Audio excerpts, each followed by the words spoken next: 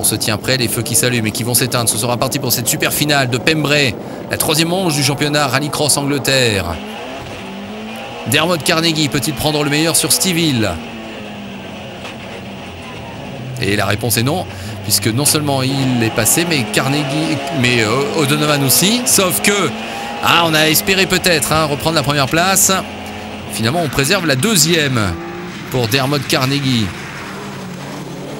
Et O'Donovan, qui était littéralement 2e au premier virage, n'est plus que 4e, un virage plus loin.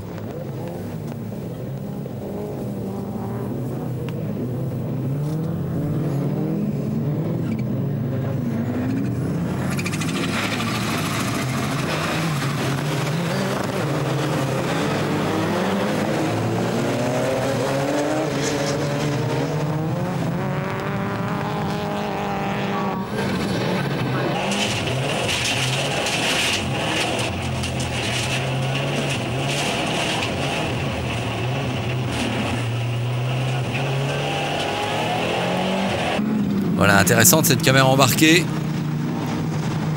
avec Pat Doran que l'on retrouve et qui est actuellement 3e, devancé par Carnegie et par Steve Hill. O'Donovan à la bataille avec Gibson. C'est un petit peu plus loin dans le classement. O'Donovan un peu en dedans quand même par rapport à la veille. Oh la figure. Oh l'alerte. Le tête à queue n'est pas loin et le tête à queue, il ne va pas complètement survenir, mais pour la 2e place, eh bien, c'est bien Carnegie qui vient de passer maintenant devant Doran.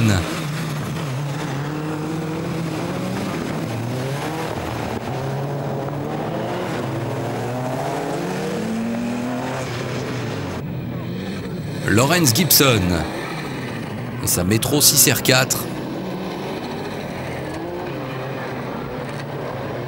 Il tient toujours tête à Ollie O'Donovan.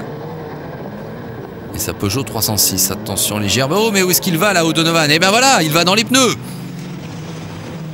On le voyait bien aller trop large, dérivé vers l'extérieur. Alors pas trop de bobos, mais quand même évidemment là, toute prétention à la victoire à mon avis, c'est terminé pour Ollie O'Donovan.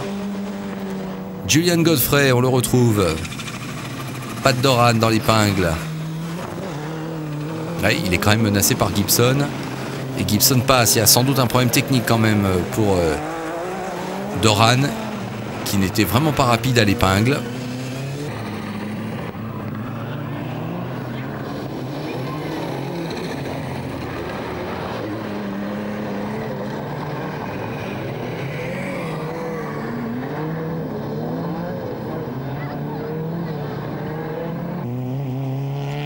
Et ce sont les derniers mètres maintenant pour Steve Hill, qui va l'emporter devant Carnegie et Gibson.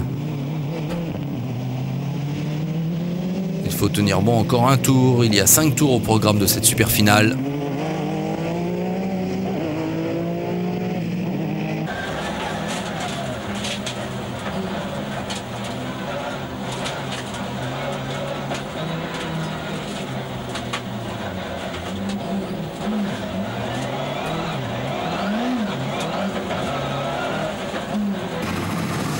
Ne prend pas de risque Steve Hill, il a raison.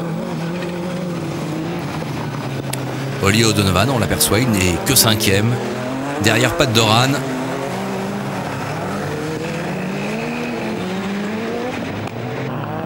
Oh, alors que le coffre s'ouvre du côté de Gibson. Et Ollie O'Donovan qui nous fait alors un échappatoire là monumental. Ça, c'est ce qui s'appelle aller à l'extérieur de la piste. Victoire donc de Steve Hill en 5 minutes 45 secondes et 9 centièmes.